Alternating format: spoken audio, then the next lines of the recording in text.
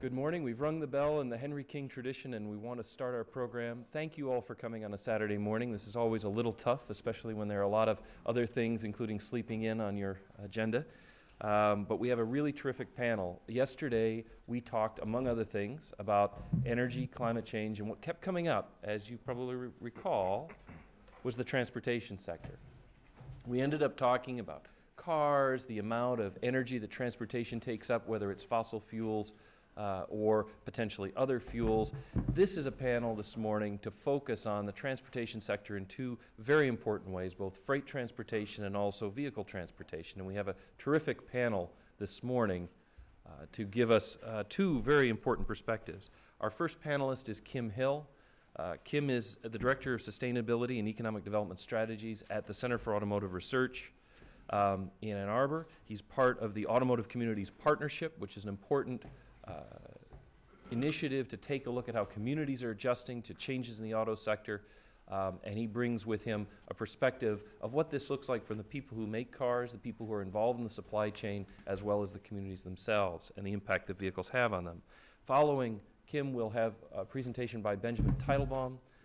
Benjamin is someone I've known for quite a while. I'm very pleased to have him here. He's with the Commission on Environmental Cooperation that is part of the North American sort of NAFTA institutions, and he is a special assistant to the Commission with responsibility in the last few years for looking at sustainable freight transportation, and something that's been worked on by all three governments, but most importantly, the CEC is bringing a lot of new ideas to it, and so we're looking forward to hearing from both of them.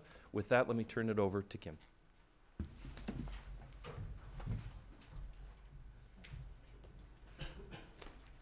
All right, thanks, Chris.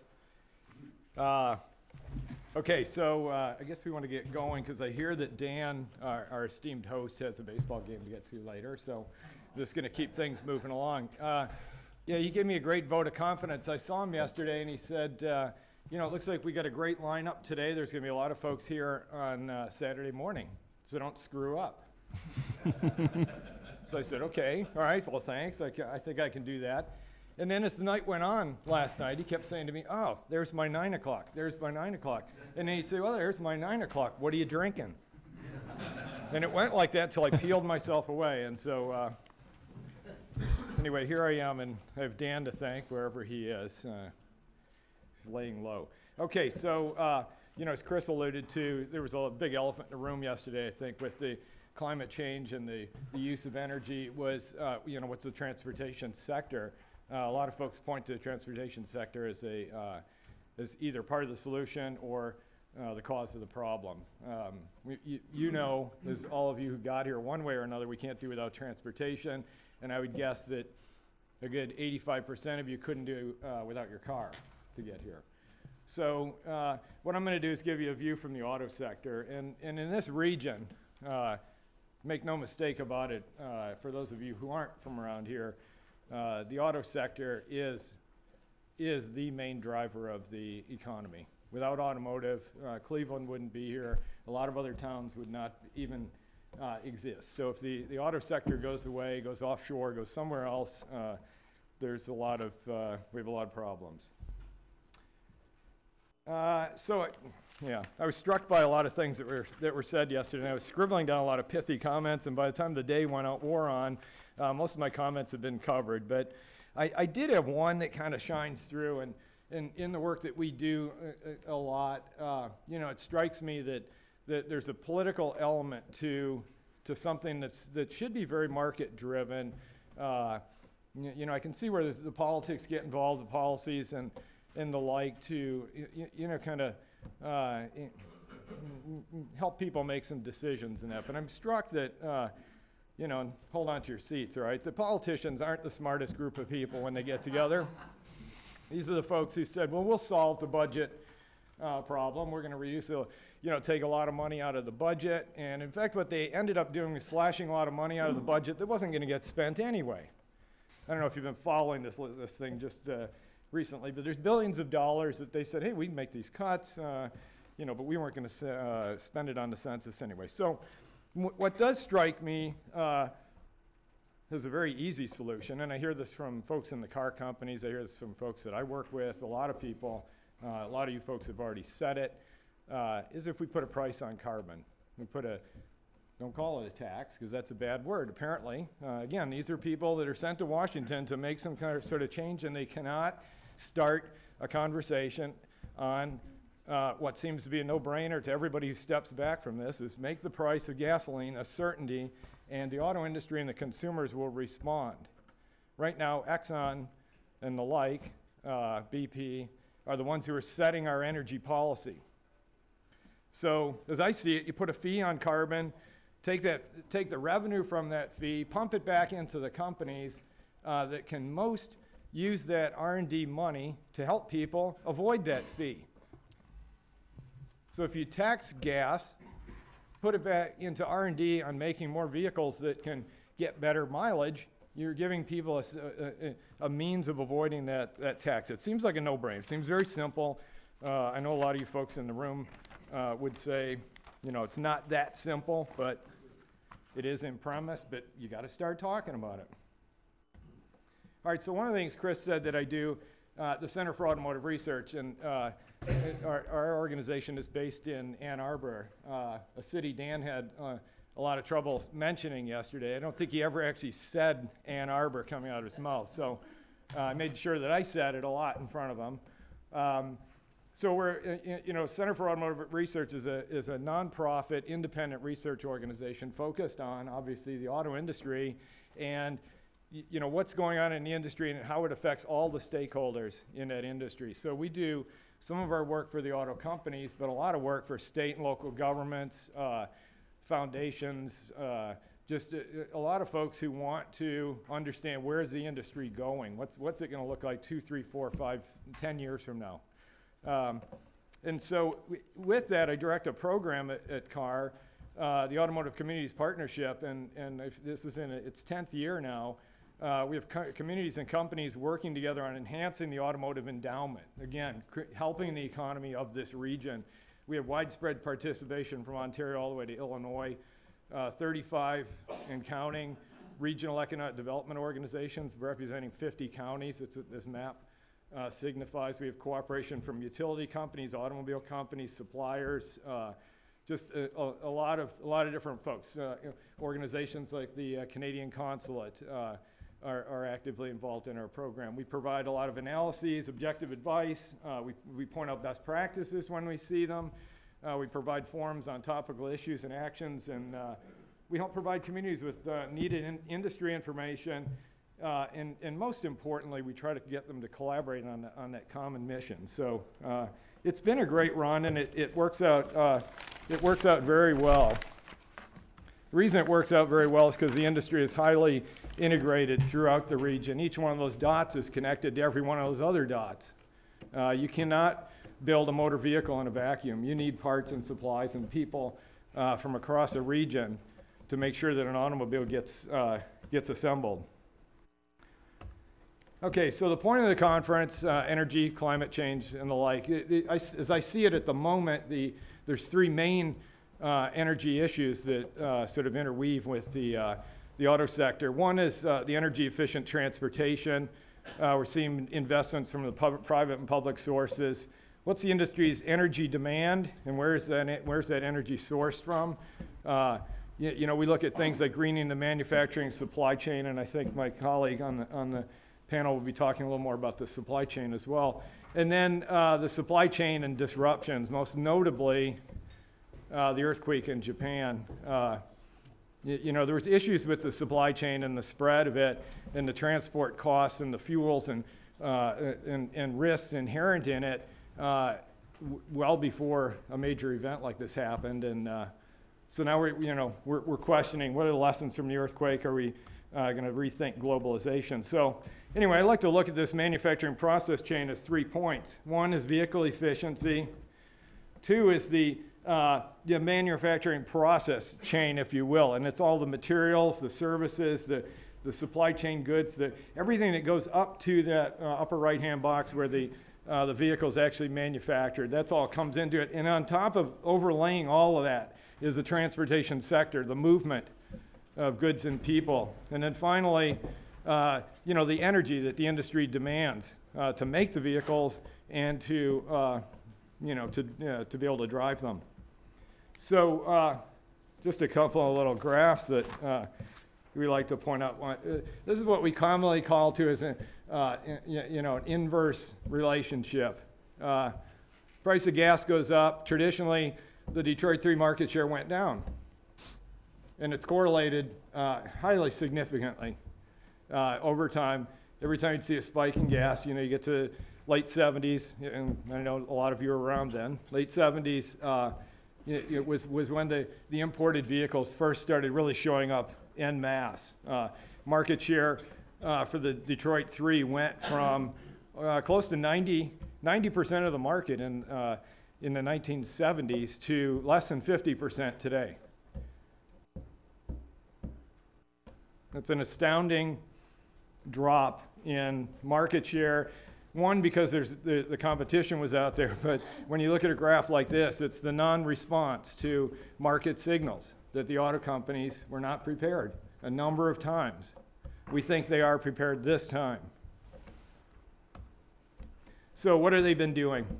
They've been working on energy efficient vehicles. We had a big price shock a couple of years ago, and then the economy tanked, but a couple of years ago, price of gas hit $4 a gallon, and now we're right back there. However, in the last couple of years, there's been some major reinvestments. There's been a couple of bankruptcies from the auto companies, some restructuring, some cutting of costs.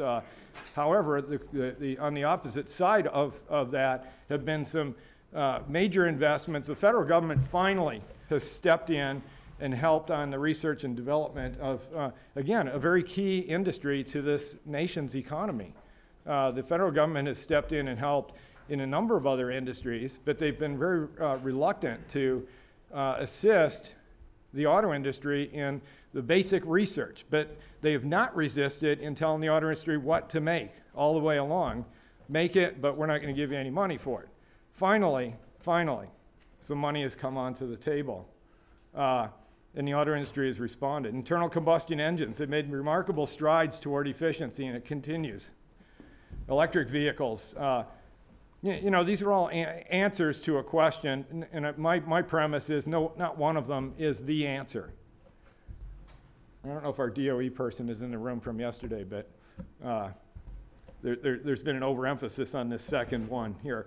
Electric vehicles, clean until you factor in the source of electricity. So depends where you drive your car. If you're driving it in Kentucky or Tennessee, it's a real dirty vehicle. Why? Because you get your electricity from a coal-fired plant. If you drive it in Louisiana, it's very clean. Why? Because they have nuclear power. So it just kind of bounces around. It's a moving target. Diesel, 30% more efficient. You cut down your greenhouse gases, but there's the low-level smog is the problem, the NOx and the SOx. The fuel cells, 10, 20 years away. In 1990, fuel cells were 10 years away, 20 years away. In the year 2000, fuel cells were 10 or 20 years away. Today, they're 10 or 20 years away. It's a complex problem, but I've seen vehicles, some test vehicles, prototypes and the like that have moved in that direction. Compressed natural gas, we heard about that. Domestic source of fuel, fracking is a word we're all starting to become very familiar with. How do you deliver it? Other fuels and technologies, biofuels, they're great, right? Until somebody's planting something in their field and it doesn't go to your mouth, it goes to your gas tank. That's not a very good picture.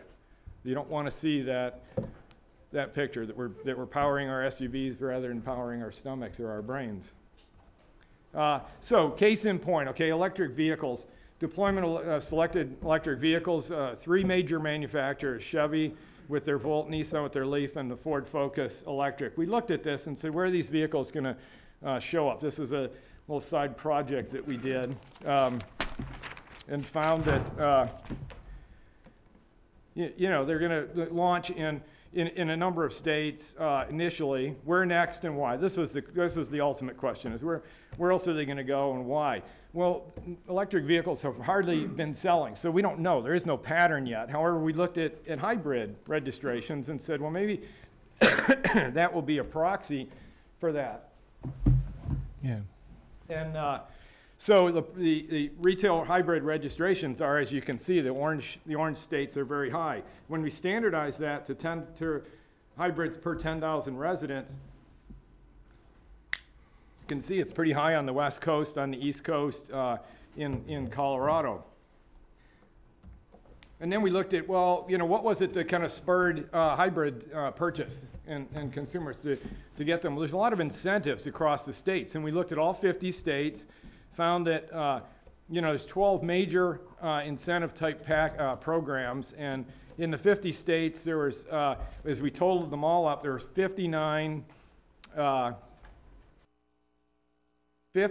government incentive packages across the 50 states and 51 private type incentives, insurance and the like. Then we looked at the top 10 states per saturation of per 10,000 vehicles per 10,000 people.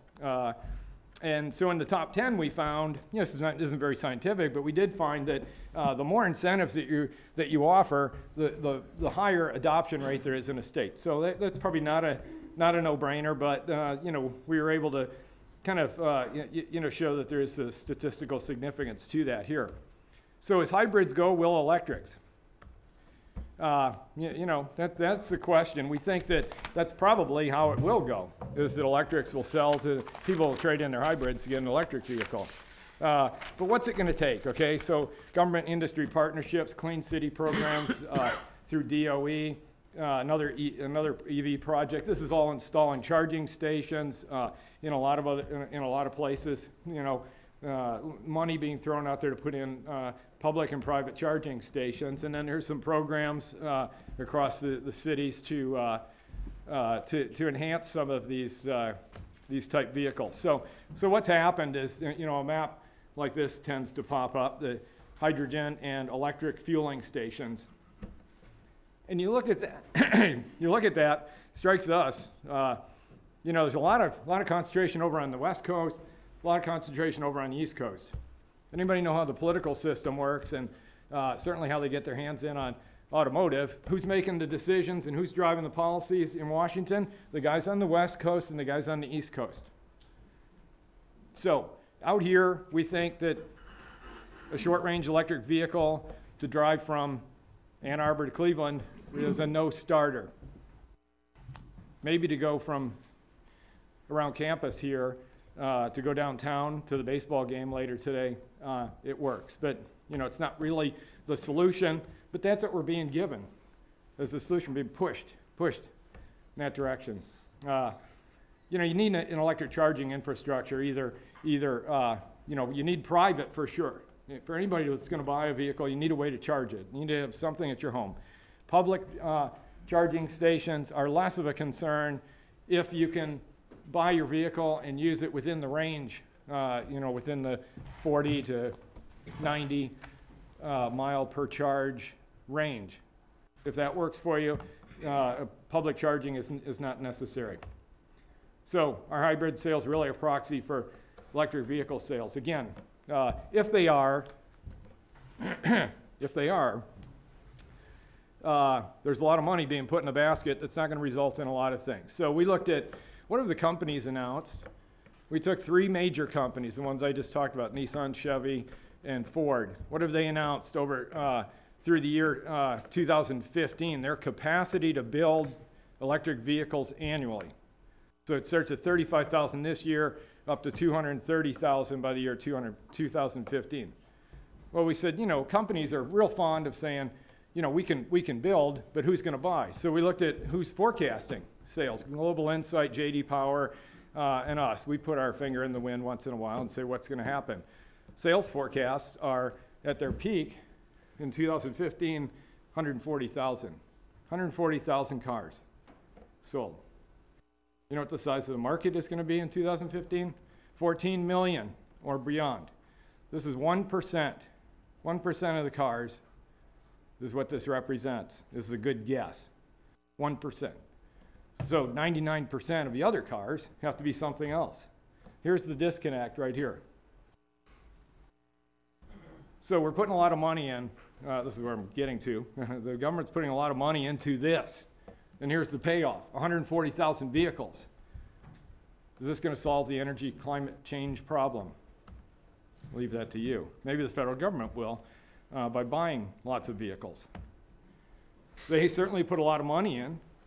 In the last couple of years, like I said, they put a lot of money in to prop up General Motors and Chrysler. Much needed money, and I can get into a side conversation on that if you want. We had one already last night. Much needed money, a very good investment to help out General Motors and Chrysler. Department of Energy loans, cash for clunkers, another good program. Battery initiative, we heard about that yesterday. A lot of other things. The total's $132 billion the federal government has put into the auto sector in the last couple of years. And what are we getting out of it? A push on electric cars that, you know, at the best guess is going to get 140,000 vehicles sold. The automakers, meanwhile, are taking a lot of that money and saying we're going to, you know, work on more fuel efficient technologies, because the Department of Energy at least had the foresight to say, we'll give you some money if you improve the mileage of the vehicle that you're making. It has to be improved by 25%. There has to be a kicker in there. We'll give you some money. And the auto companies just continue to invest anyway. This is what they have to do. They have to spend money to make money. They have to have a new product, otherwise they get left behind. So we've seen $11 billion in investments in plants around the Great Lakes just last year. This is for an industry that, if many of you just read the headlines, you think is dead or dying. They're investing $11 billion in new infrastructure, equipment, processes, and products. Annually, the auto industry spends close to $18 billion in R&D, separate from anything that came from the government. And look at who's spending it. Michigan, Ontario, Ohio, Indiana. These are major amounts of investment in new technologies. All right, so that's one soapbox, and I know I'm getting very close on time, and so the last few slides will go pretty quickly. Supply chain and disruptions. the other leg, transports and fuels, they were already concerned before the earthquake. Why do we have a global supply chain in an era of $100 a barrel oil and, you know, $4 and escalating per gallon price of gas? Why do we source from China, from East Europe, and bring parts here when we could be building them here? Whose smart idea was that? I hate to say, it might be some of you guys. I'm serious. You know, you advise people how to make money, right? You know, you can move it over there, you can make some money because it's cheaper, you know, blah, blah, blah. But all of a sudden, now I'm starting to see on the financial newsletters is that, hey, maybe you ought to be a little bit closer in. You can save some money. Wow. So we think rethinking globalization, I think so. Sole sourcing from suppliers, we need some redundancy. We need some regional ability to build vehicles. North America, Asia, Europe. It ought to be self-sufficient, each one of those three markets.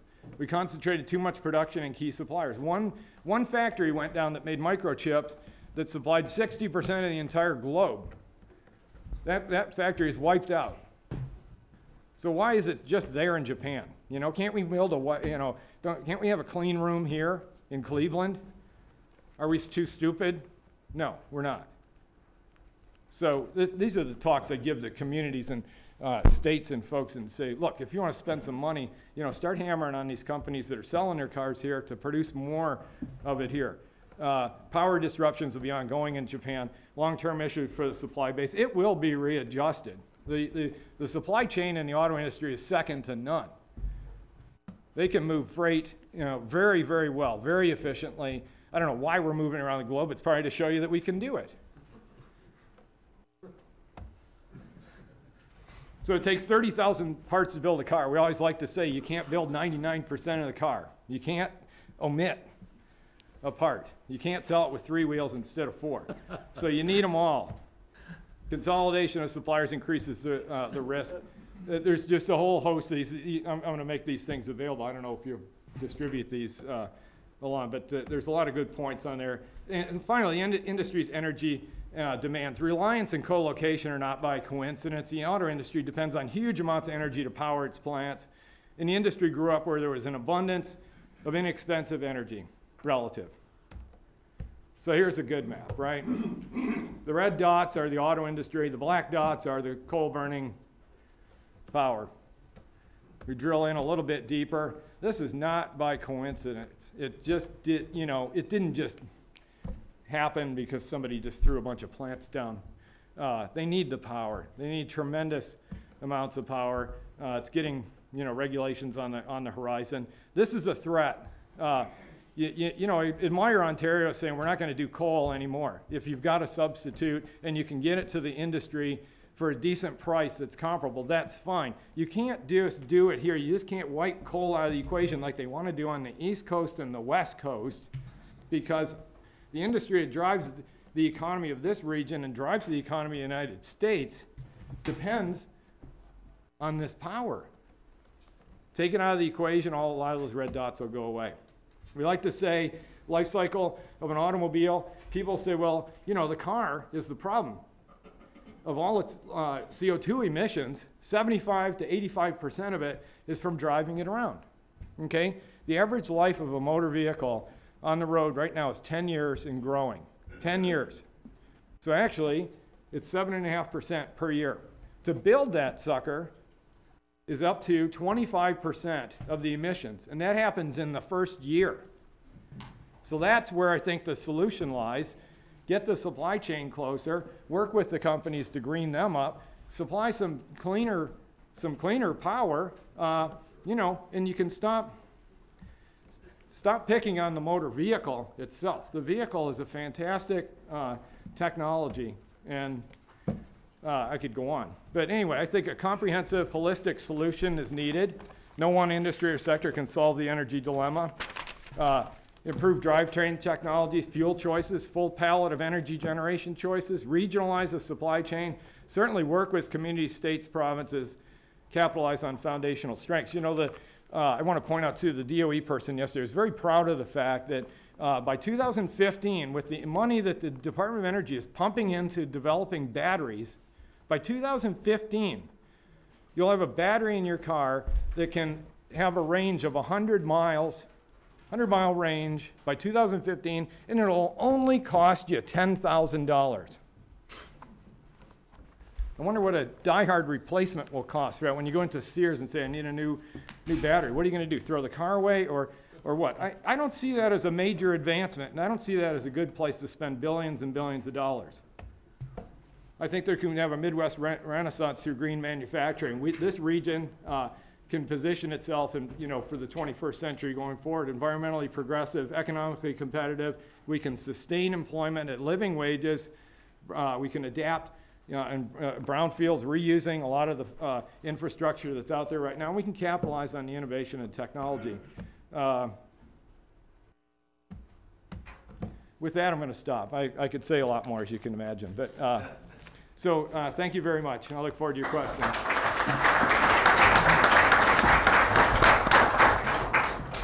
All right. Thank you very much, Kim. And now we'll go straight to Benjamin. It's all about the Benjamins here. Yeah. Eventually. In the end. I think I blew past my 20 minutes. I saw the 3 minutes. That's all right. As long as we end by 10:15 and have a break, they'll be happy. They're not going to ask more questions in a week. Morning, everyone. We recently published, after some 2 years of work, close to 2 years of work, a report on sustainable freight transportation.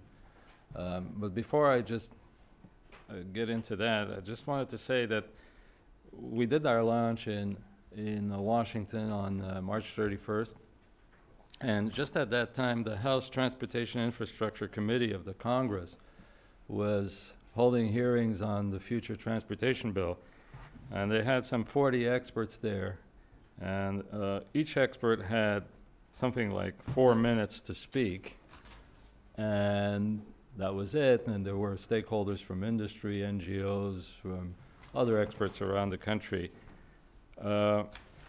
We cover a much larger geographic zone, North America. So I'm going to take a little more time than 4 minutes, if you don't mind, just to present the facts. How do the Commission for Environmental Cooperation, I think most of you know us or know something about us. We're set up in 1994 when the NAFTA agreement was finally approved by Congress and in the United States and in Canada and Mexico. And in order to get the agreement passed, at the time Clinton, who was the president, realized that he needed as much of the Democratic vote in the Congress as possible. It ended up being actually voted by a Republican majority in Congress, but he wanted to make sure that he had enough of the Democratic support. So there were two side agreements that were signed, one on labor and one on the environment, and the environment created the secretariat for which I'm working with right now. In the agreement, the side agreement was signed as an article which is called Article 13, which allows the Secretariat to carry out independent research that doesn't necessarily have to be approved ahead of time by the three governments. It's supposed to support sort of innovation in research in the environment. So we carried out this research on sustainable freight transportation. It's the 7th report that the Commission and Secretariat has put out. Some of the other reports were on the impact of genetically modified corn, maize, which you could imagine was fairly controversial, probably the most controversial report that was put out by the Secretariat because it did not get a very good reception in the part of the United States, who wrote a lengthy letter attached to the report basically disclaiming much of what was said in the report. So it can become controversial, but I don't think we're in that sphere this time. In fact, there was total support from the governments on the work that we've done. And some of the last reports included a report on the electricity sector, and the previous report to the one that we're producing today is on green buildings. Oop.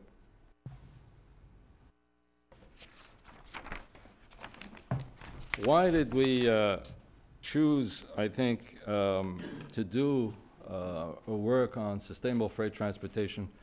The first report, I said, the last report we did was on green buildings.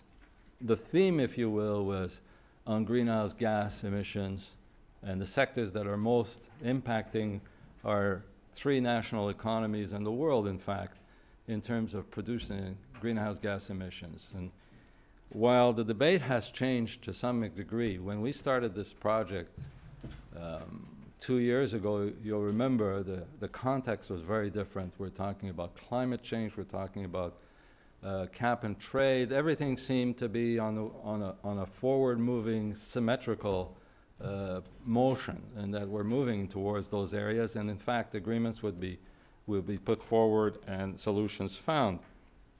Green buildings was identified by the IPCC, who remember produced some of it controversial issues with regards to climate change.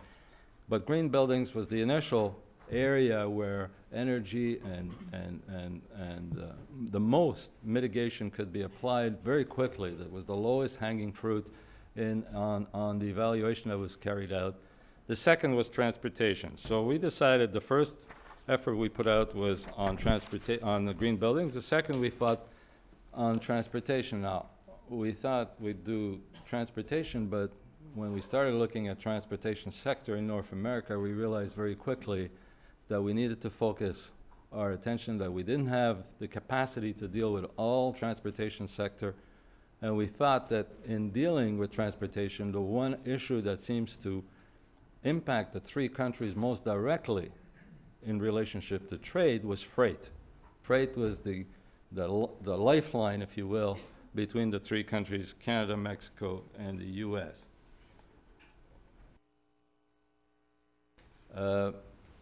We put together a panel. I mean, how do you go about carrying out a research and developing recommendations to the three governments for the three countries on a continental scale? We had to put together a panel that included industry, that included academia, experts, institutional representation, private sector. So you could imagine the challenge just in putting together an advisory group. If we wanted, we could have probably had 70 people on that group. We decided to limit the number of participants because we wanted something that we could work with. We included in the advisory group FedEx, as you see. We included Walmart. When we focused on Walmart Mexico because we had FedEx from the U.S. We wanted to have a balance between the three countries. We had some NGOs. We had Pollution Probe from Canada. We had Sierra Club in the U.S. Sierra Club told us, we'll join your advisory group only if the unions come in. So we decided, sure, we don't have any problems with that. So we had a group representing a coalition of unions from Washington called the Change to Win, which included the Teamsters and others. We had the Environmental Defense Funds, Railroad Association of Canada, and so on and so on.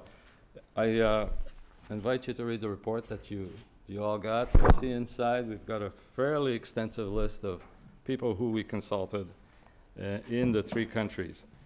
The advisory group was not the only group that formed the basis of our consultation. We had a two-track approach.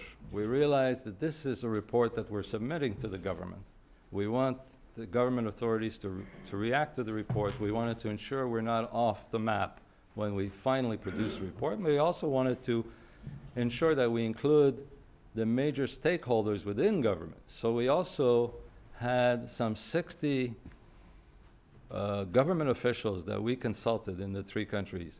So we carried out consultations in Mexico with the Department of Transportation and Environment of Mexico. We did the same thing in Washington with DOT, Commerce, with EPA, and including the different states that are border states. So in the case of the U.S., we had California, Washington State, New York, New Jersey. We had Texas.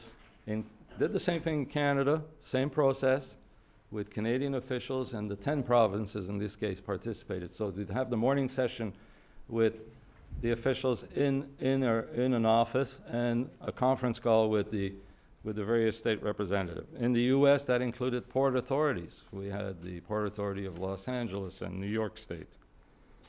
And so I think we were fairly exhaustive in our consultation process, and including public meetings that we had in the three countries. So you can see why it would take, I think this was the quickest report that's been done at the Commission, but it still took us close to 2 years to complete.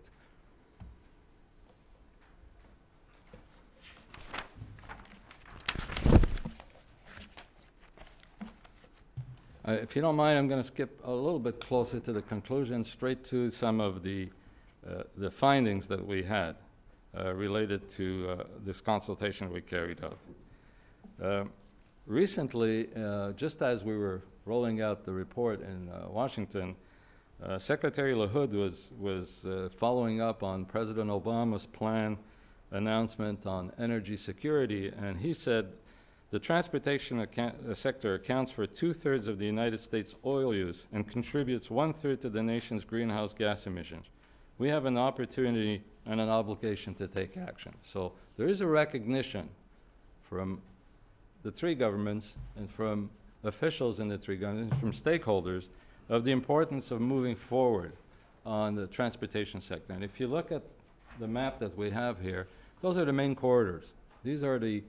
This is where 90% of the trade will take place between the three countries and movements of freight, including road and rail. And I should say that in carrying out our report, we did focus essentially on road and rail. We realized that the inland waterways and marine was an important contribution. Air cargo is a spectacularly growing sector and a large source of challenge in terms of mitigation of greenhouse gases. But I would say 85 to 90% of our focus was on road and rail. The report identifies several key challenges that I will try to touch on briefly. First among these is the challenge of growth.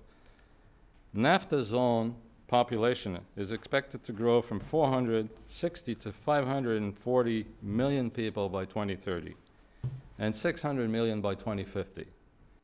The North American economy, notwithstanding the downturn that we recently had, and you can see things starting to pick up in all the three countries. I mean, Mexico has a growth rate of about 5% or more GDP per year. And I don't know if I guess there's a lot of misconception about Mexico. We hear a lot about the violence in Mexico. We hear a lot about poverty in Mexico. But in fact, Mexico's average income is twice that of Brazil. So it's a huge and growing economy with a huge and growing middle class. North American economy will grow by 70 to 130% between 2005 and 2030.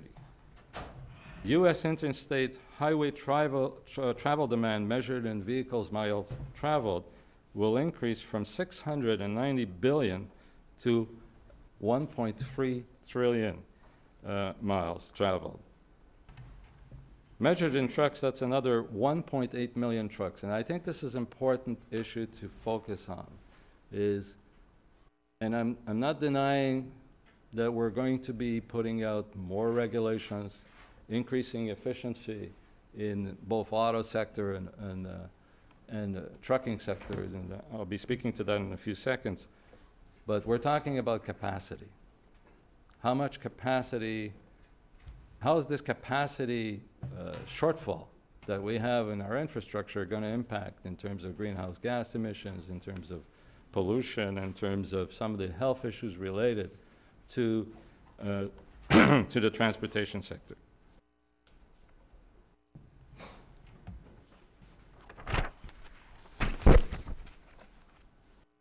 By value, about 88% of U.S. trade with Canada and Mexico moves on land.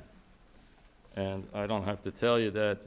Most of you are aware that living on the border, especially Canada-U.S., as you see, 1/2 of the total truck traffic was handled in 3 ports of entry in North America. 1/2 of all the truck, thank you, of all the truck traffic in North America is handled in 3 different crossings. Detroit, Windsor, Buffalo, Niagara Falls, you're all aware of that, and Laredo, Nuevo Laredo. Those are the main ports of crossing.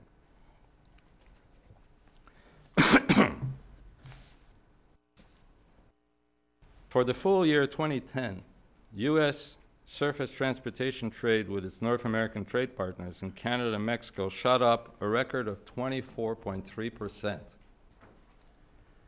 versus calendar year 2009. The U.S. DOT confirmed this in the trade report issued this March 17th. 2010, in fact, was the largest increase, annual percentage gain, since the NAFTA agreement was signed in 1994. So you see the rebound in the economy in the U.S., Mexico, and the United States, in the U.S., Canada, and the United States, sorry, having its impact very quickly in terms of transportation and freight movements across the 3 countries. As you explained, Kim, we're on a common supply chain. Autos that are built in Detroit or Windsor, or parts are coming from Mexico. I mean, sometimes if you took a car, I think it was Stephen Blank in one of his presentations had a diagram of cars with flags attached to each part in the car. And it's just incredible. It's a seamless supply chain in some ways, in building, in the automotive sector, in the aeronautic sector, in many, many sectors of our industries. The 3 countries, in fact, are integrated in terms of supply chain. Now, you'll see by tonnage, interestingly enough, I'm sure none of you would have answered that if I asked you the question, which form of transportation, in fact, carries the largest tonnage, and you'll see the pipeline. So that goes back to the issue that was addressed by the ambassador yesterday. Pipelines are an important issue, but it's not a sector that we focused on. Some of the findings then, in terms of the impact on freight. The transportation sector in North America is only second to electricity generation in terms of CO2 emissions produced. U.S. freight alone emissions increased between 1990 and 2008 by 74%. So it's a huge swath of problems that we face and challenges we face in terms of greenhouse gases. It doesn't mean that we're not doing anything about it, but it just means that we definitely have a challenge in dealing with this. Fuel standards alone will not solve the problem. I mean, it's for sure technology, fuel standards that we apply, and the issues around fuel are important contributors. But if we're looking at just in terms of volume, and this is, I think, the key here, some of the projections that we've looked at and some of the reports that we've seen, one from the U.S. Department of Transportation, shows that, in fact, in light-duty vehicles, greenhouse gas emissions, looking into from 2007 to 2030, we see a 12% decline in terms of contribution to greenhouse gas emissions. While in the freight sector, on the other hand, we show projections of 20% increase. So while we're succeeding in a number of areas, in the automobile, lightweight trucking vehicles, in the heavy-duty truck movement of freight, we do have a challenge. And it's a challenge that both the U.S., Canada, and Mexico understand. In fact, President Obama announced just recently, and last year, in fact, in the first memorandum, announcing that by 2012, 2014, heavy-duty trucks will have to reduce and be more efficient in terms of impact on the environment and the production of emissions and greenhouse gases. Canada followed suit practically the next day. I think at the time the Minister of Environment, Jim Prentice, was visiting a Canadian Tire store in Vancouver and announced Canada will harmonize with the United States.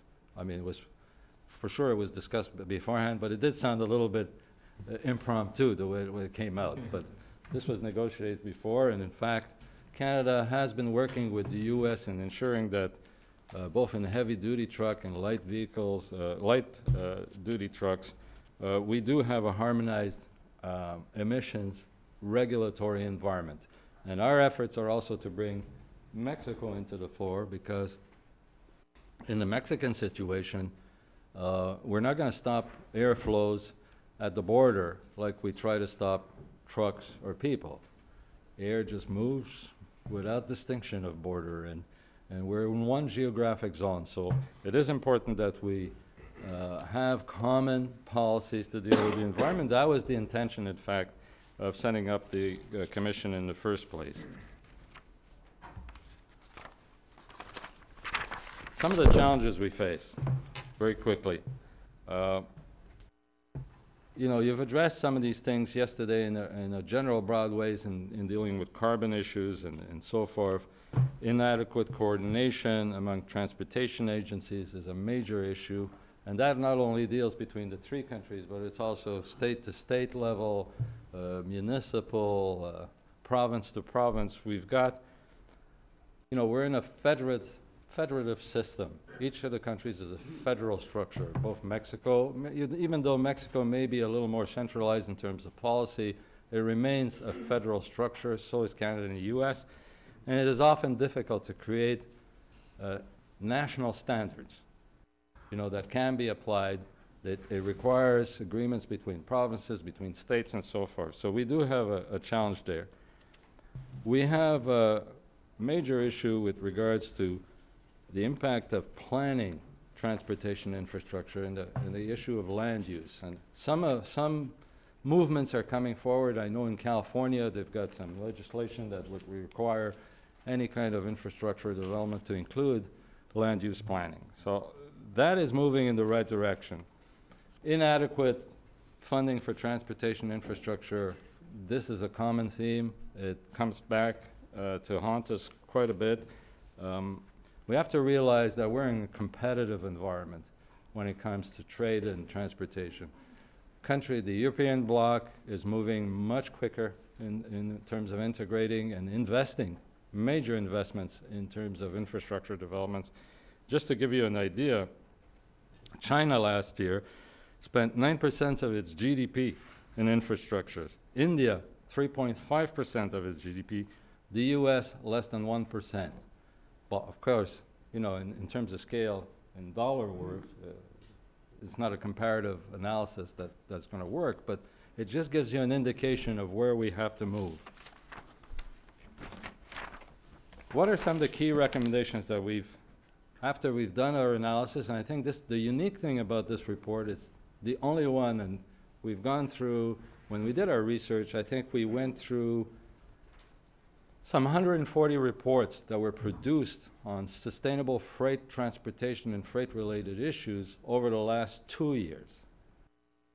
So there have been a lot of reports, there have been a lot of commissions that were set up. This is the only report that deals, I think, with North America as a transportation system. And I think that's important to focus on this. I think this is a message that we need to bring forward to some of the policymakers in our 3 countries.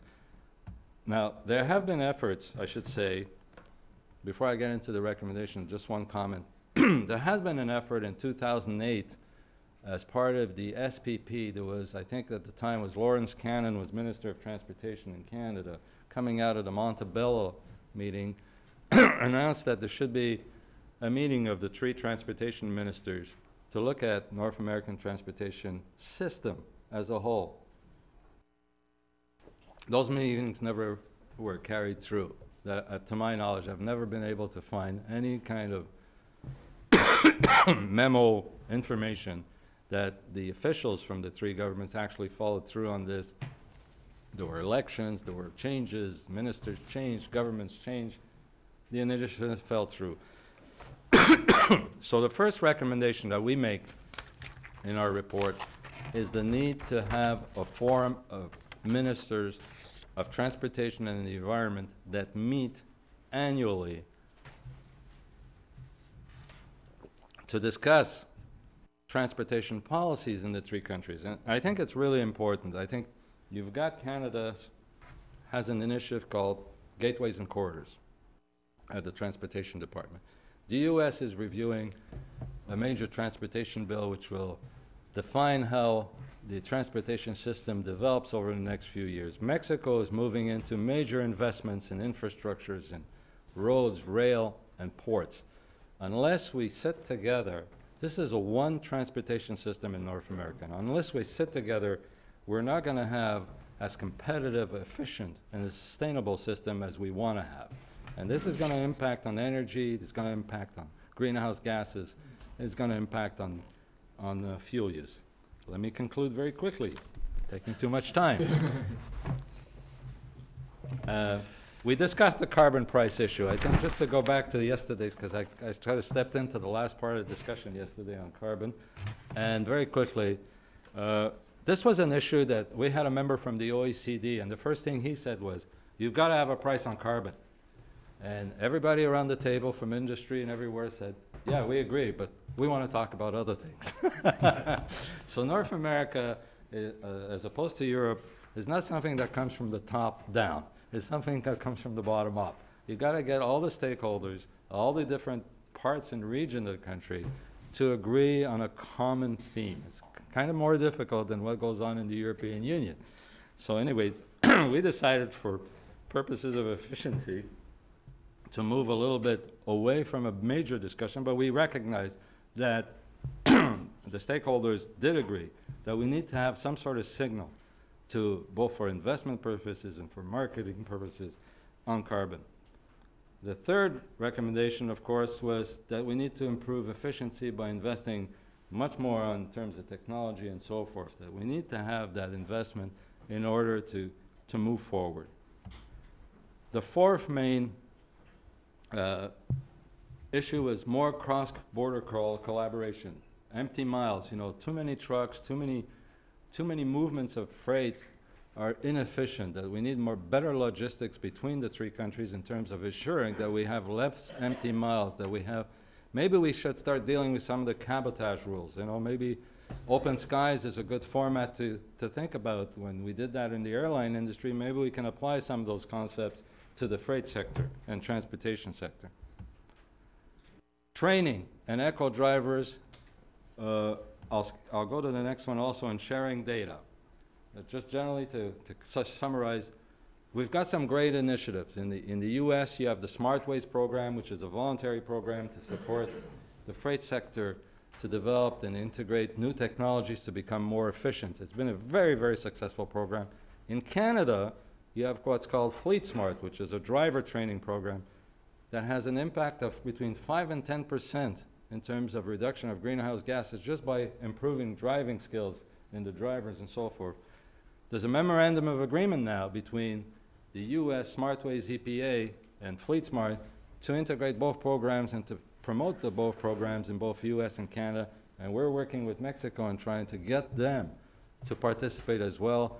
And it'll be easy in Mexico because in Canada we work on a metric system, so they can just adapt it quite easily in Mexico, and the U.S. is developing other techniques that will support that kind of work. And the last issue is, I'm sorry that I'm taking so much time here. The last issue is on data and data gathering. I think it's important to understand that unless we have proper information that can be used by the three governments for the three countries that have some congruence in terms of analyzing the situation. I mean, when we started doing this research project, we could not get basic information that's comparable between Canada and the U.S. and between Canada and the U.S. and Mexico. Different definitions on what is a light or a heavy-duty truck, what is a freight transportation, and so forth. So we need to have common indexes between the three countries. I think we can do it. It's not a major channel. There has been efforts between the three statistical institutes in the U.S., Canada, and Mexico, and we need to support it by government policy. Thank you very much.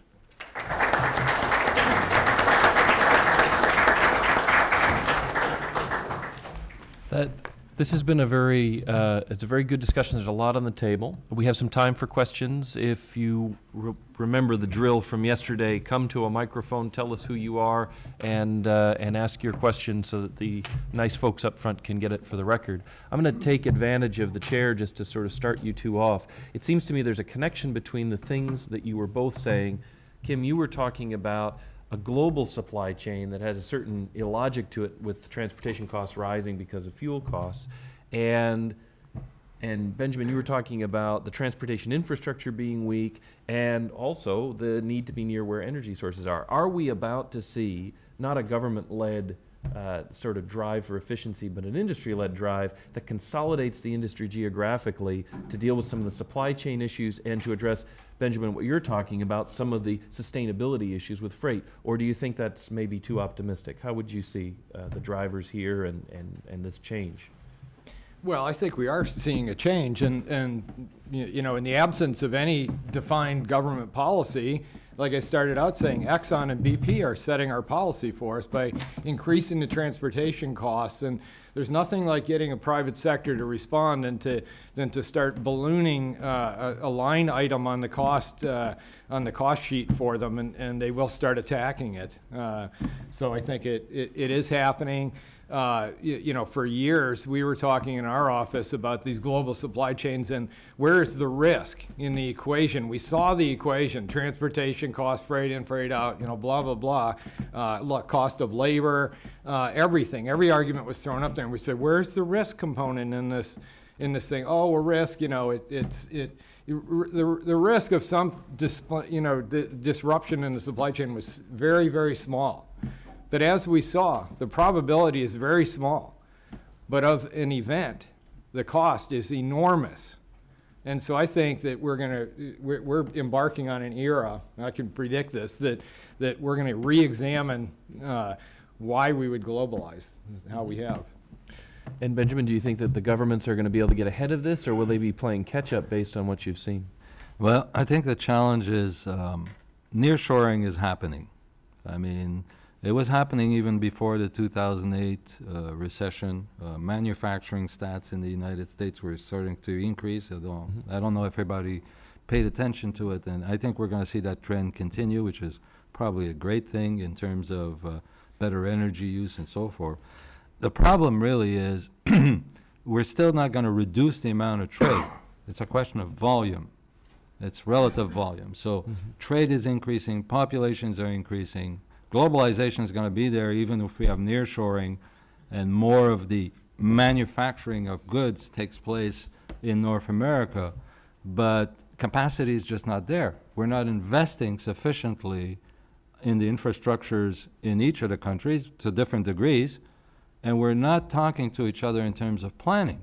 So if the Panama Canal increases in terms of opportunities for larger ships to come through, container ships, and maybe new ports develop capacities in the United States and so forth, and less on the West Coast, not less in a relative sense, we remain in a situation where infrastructures have to be built there, roads, rail, whatever, to enable that movement to take place. Now, there's a lot of things going on at the same time.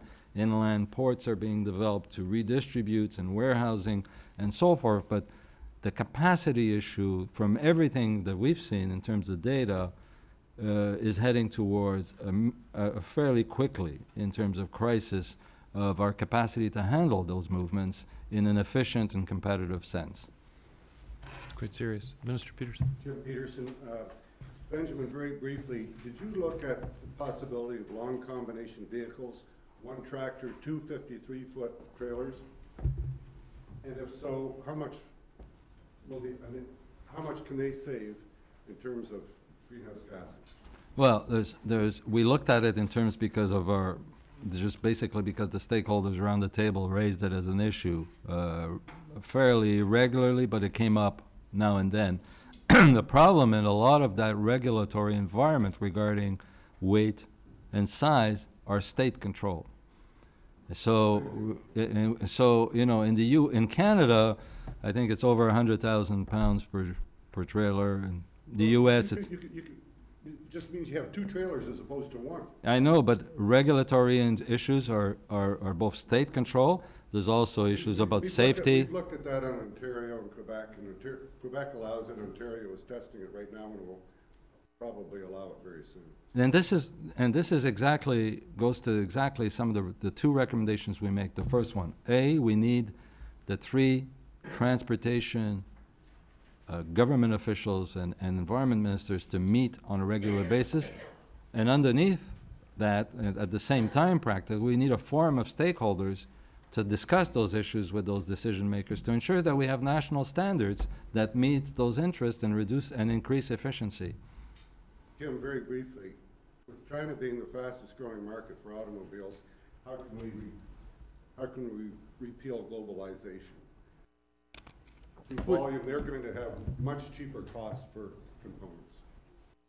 We don't need to repeal it. We're doing what we're doing. General Motors is one of the largest sellers of motor vehicles in China.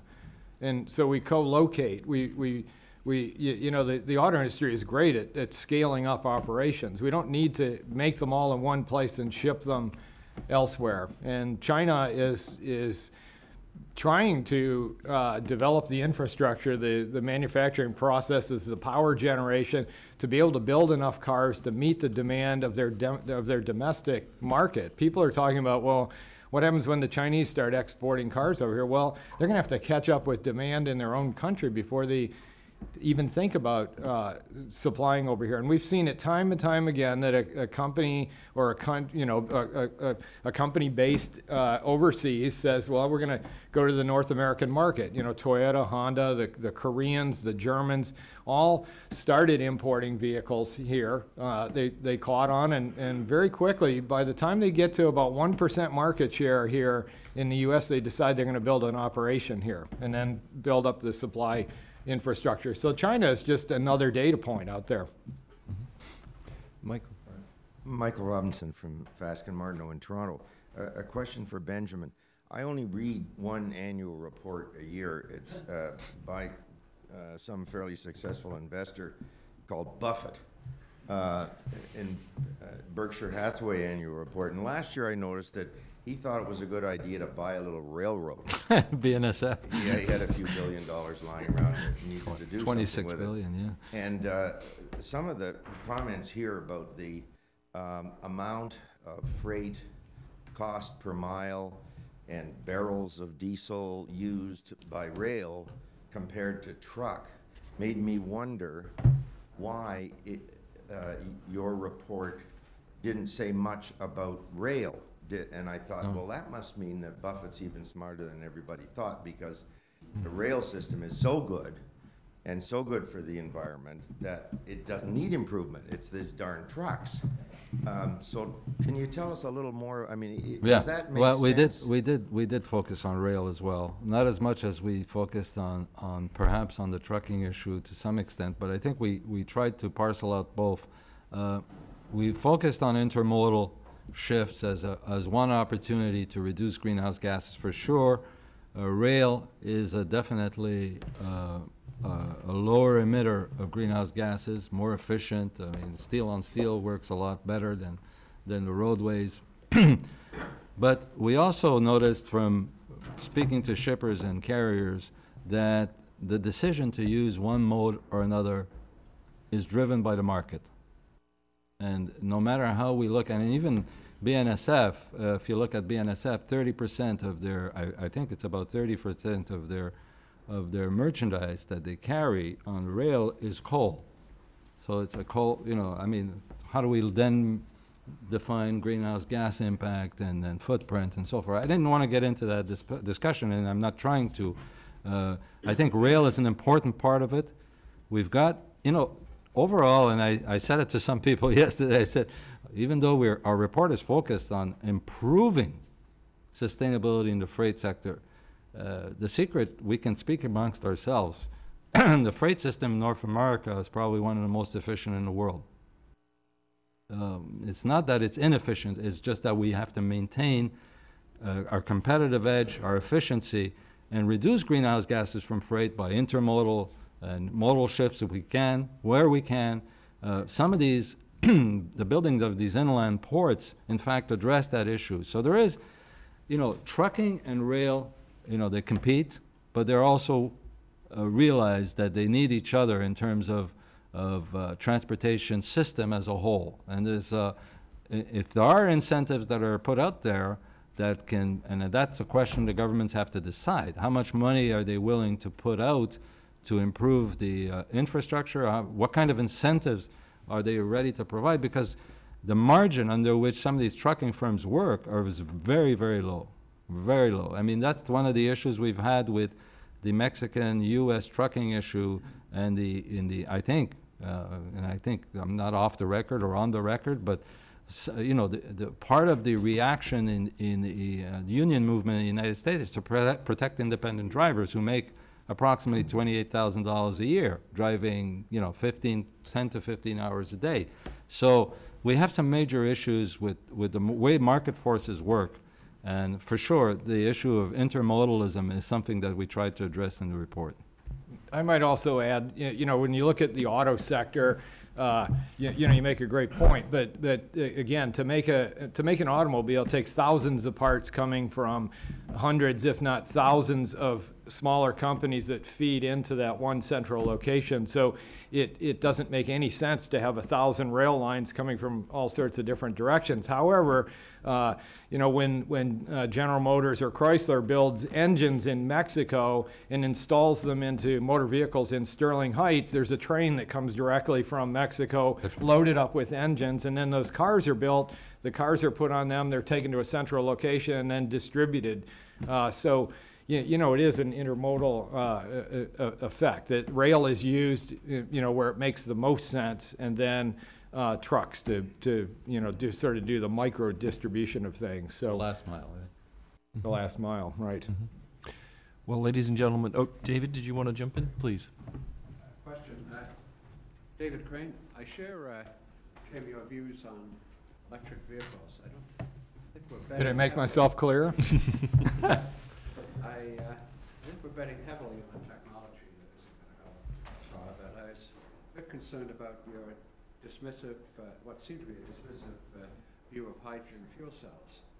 I was struck by two things. One was that when the Obama administration tried to slash support for fuel cell R&D, but it was the automobile companies that mounted a very strong campaign to get that funding restored, and the auto industry is still seems to be pursuing that option quite heavily. And when the National Academy of Sciences reviewed the, I can't remember, it's now called Next Gen Vehicle or Future Gen, you know what I'm talking about, though. Yeah. They emphasized the importance of maintaining the investment in the hydrogen program because they still saw that Yeah. as a longer-term possibility that if we have electric vehicles, it's a transition kind of thing. My question, though, was had to do with, you made a comment, I think I'm reflecting it accurately, that with the price of oil going over $100 a barrel, and did it make sense to have these global supply chains? And what I didn't hear was what difference that additional cost in the price of oil really makes to the price of the final delivered product of the component. In other words, if you're shipping electric cable systems or cars from China and the price of oil goes up, how much does that affect the price of what you're importing from China? Is it energy of 5% or 3% of the cost? What does it amount to? Well, right. The interesting thing is one of the reasons that was seen as moving offshore is to reduce the cost of labor going into to make a motor vehicle. The percentage of labor cost of building an entire automobile is less than 10%. And so we started to say, you know, that doesn't make sense because maybe you're going to save a little bit on labor, but you're only going to knock off a percentage or two. 85% of the cost is on procuring parts for it, and the movement, and the transport is cooked into that. I don't know what to pull out just the transportation component. And I know on a piece by piece by piece basis, sometimes it does make sense because somebody somewhere has developed a process that can make them unbelievably cheap. Some of the suppliers that we know of would prefer to have 2 or 3 locations globally and ship everywhere else because that's their cheapest way of doing it, to scale up an enormous plant making these things and going ahead and doing that. Some cases it does make sense, and I'm not saying you just cut the umbilical cord completely. What I'm talking about are key components to motor vehicles. It makes no sense to have one plant in Japan making 60% of the microchips that are used globally by industries globally in one location. And the auto industry is a huge consumer of these microchips. And so why aren't we making them here? Back to your other point, though, and I'm sorry if I was dismissive about fuel cells. I do think fuel cells have an enormous potential. My point is that Department of Energy and the Obama administration picks a technology. Remember I started out saying that believe it or not, the politicians aren't the smartest group of people. They're not the ones to go and pick a technology. What they should say, here's our goal for energy efficiency, for reductions of emissions. You as a private sector company go out there, we'll enable it, but we're not going to tell you which technology. I think fuel cells are fabulous. And my point is that we're spending billions and billions and billions on building up a battery infrastructure for 1% of the market. And what's not being invested, and I had to scribble in my notes, what's not being invested in are fuel cells, diesel, compressed natural gas. You're absolutely right. When the Obama administration zeroed it out, which the Bush administration had a lot of funding going toward development of fuel cells, the Obama administration zeroed it out, and Honda, for one, led the charge on that because they do have some prototype fuel cell vehicles that are on the road in California right now. And it's 10 years out because the cost of it, it's kind of like fuel exploration. There's always a 20-year supply of fuel because it makes sense. There's not a 30-year supply of fuel because the cost structure doesn't make enough sense to go and find 30 years worth of supply. But as the 20-year supply goes down to 10 and the cost of fuel goes up, they start digging in the ground and exploring for more, and lo and behold, we find more fuel. Same thing here is that, if we invest in fuel cells more and more and more, we're going to get some return on it finally. But right now, it's just, you know, it's $1 million for a car with a fuel cell on it. So, you know, are you going to buy that, or are you going to buy a cruise that's built down there in Lordstown for $15,000 or $18,000? Well, we're talking about lead times, and there is a lead time for the next panel. We have 10 minutes, so go out, get coffee, expect the bell in 10. Thanks very much to our panel. This has been terrific. Thank you.